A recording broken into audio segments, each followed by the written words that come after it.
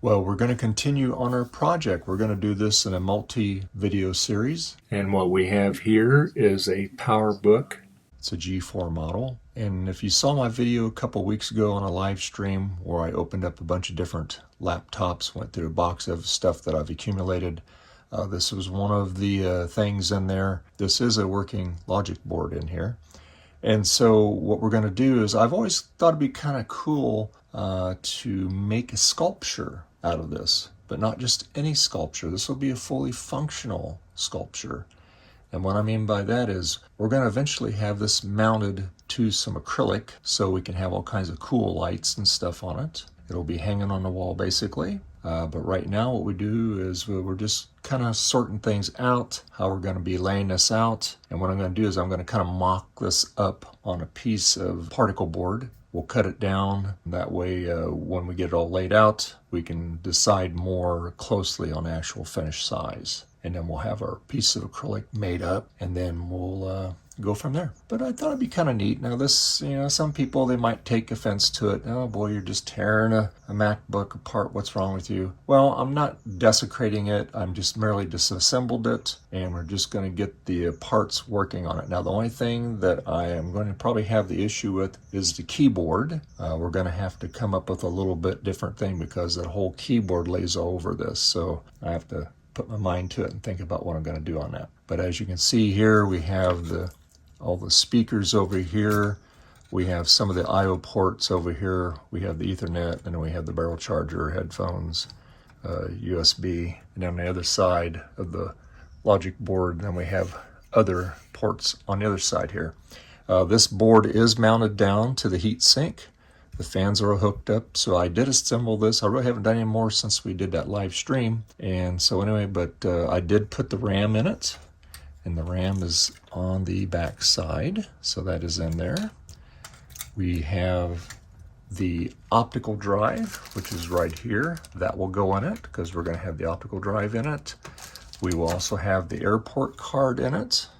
We will also have the optional card slot for different cards. We'll have that put in there. And as far as the hard drive, I do have the spinner out of that, but I might put in here, I'm not certain. A regular SSD won't fit in this thing because you have to have that SATA to IDE connector. We'll go with the mSATA drive.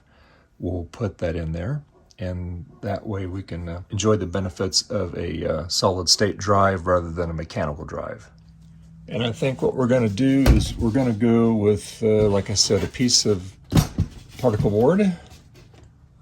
This actually is from some shelving.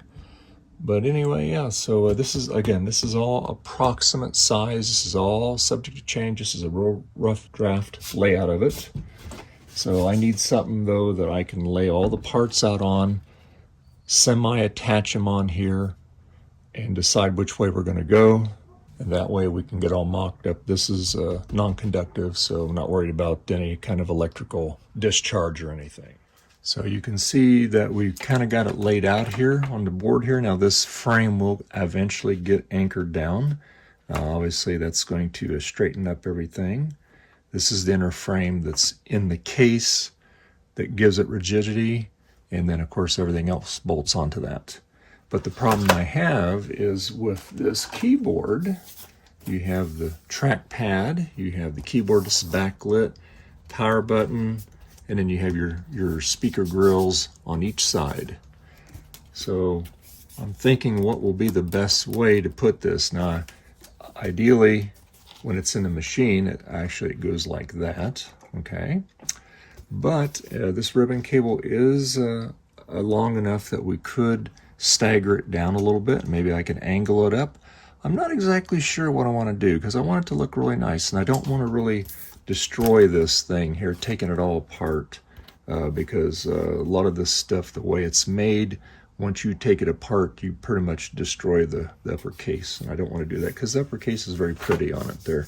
I do have another one of these keyboards that is not as good a shape, so maybe I can play around with that a little bit. I'm still kind of wavering on it a little bit, but you know what?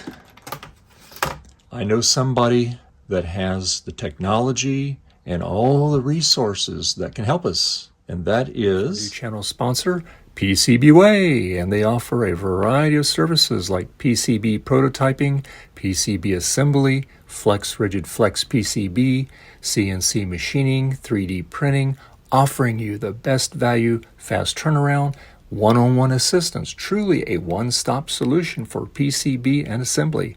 So go to PCBWay.com and see what they can do for you. And I think I will reach out to PCBWay. I think I'm going to have them make me some little standoffs. I just have to get this mocked up a little bit and give them the information. They're very, very helpful. They're a wonderful channel sponsor.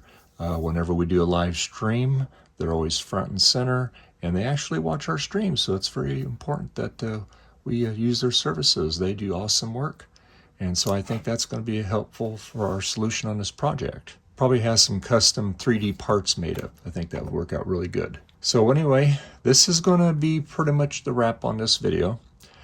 Just one other thing too is when we do have this mounted here, when we decide how we're going to mount it, the screen will be up here. And again, this is all going to be acrylic.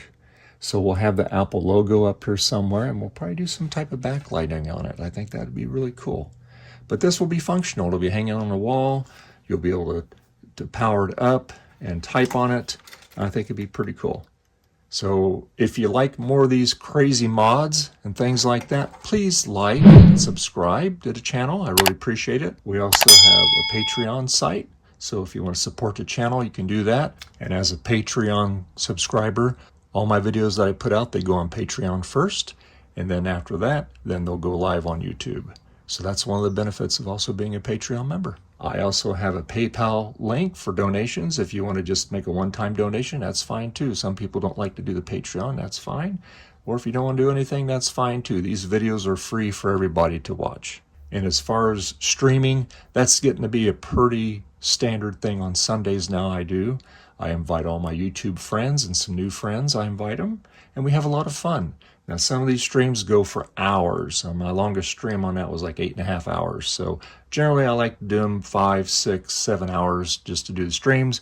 We all do a lot of random projects. There's not any particular theme involved in it. So if you want to join my stream, you can follow me on Twitter. I'm also on MeWe, and of course, you can always reach out to me on YouTube as well.